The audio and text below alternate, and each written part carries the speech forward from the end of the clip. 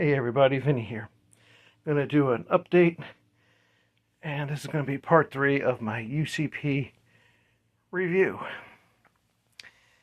As you can see, the shingles, like I mentioned in the previous video, I'm not going to dye since they are really brand new, and I don't want to risk the interior of the shingles with the dye because of the rubberized portion inside. But that's okay. All the other pouches are going to be going in front of it, so I'm not going to worry about too much on it. But this is how it came out. It came out very, very well. Except this one. This one came out the darkest out of all of them. But the green is actually nice. Actually, I think you can see the green better without the light on. But it actually dyed everything very well.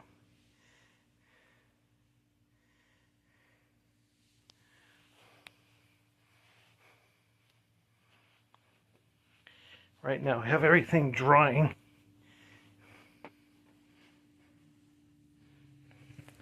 Figure I'd opened up all the pouches so it'll be a better even dry inside. I did the mistake of not opening them up right away.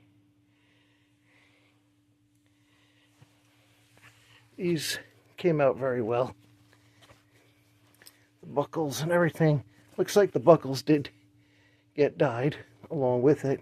That's why I wanted to use the synthetic, because I heard that the synthetic will dye the buckles. But that's the only one that came out the darkest, which is alright. But everything else came out a really good shade of green. And the coyote will go perfect now with the FLC. And this is the butt pack. It came out nice. But I'm very happy and pleased of how everything did turn out. Put the flashlight on. But I know it's going to take a good day for everything to completely dry. I did let it sit out in the sun for a little over 2 hours. Now it's indoors. But I'm very happy of the turnout. I had used a full bottle of the Rit Dye, or Dyemore Rit. Peacock green, used the full bottle. And then I had the Dyemore, I think it's a chocolate brown, and I just put a little bit in there, not even a quarter bottle, and that was a nice mixture. I used just a little tablespoon of dish soap as recommended.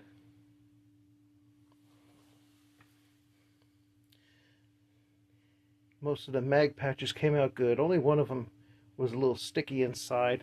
I think it might have been a newer pouch, but I think it'll dry over time.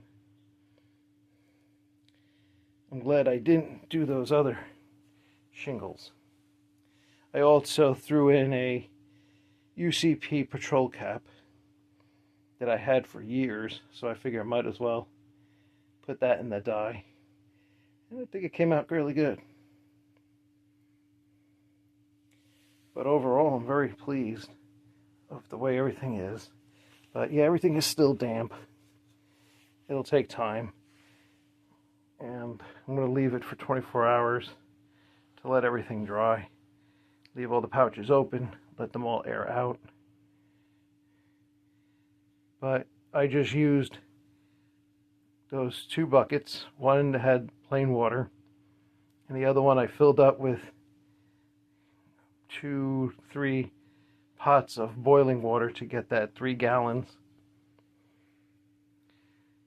I had a little weight on top of all the gear to keep everything down. Then I wound up putting the other gallon on top of that gallon to keep the lid on, so the dyeing process can work. and I stirred it for every 20 minutes, and I actually kept everything in there for a little over an hour, and I think it came out really good. This was my first time ever dyeing anything, so I think it came out fairly well.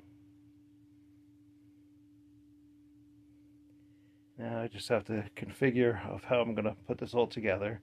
I'm a lefty, so I have to figure that scenario when I load up the FLC. But yeah, I think it overall came out really good. And that other one, yeah, it just came out much darker. It must have been an older piece that was worn more than everything else.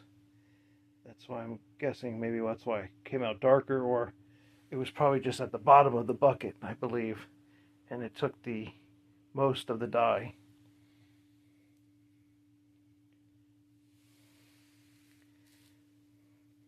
But yeah, overall I am very happy of the way everything turned out,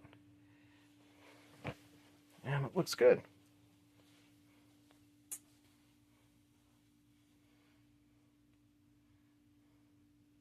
So I'll be able to put these pouches in front of the shingles, so it'll work out fine. I got this pouch to put in there also. Alright, well, thank you so much for watching.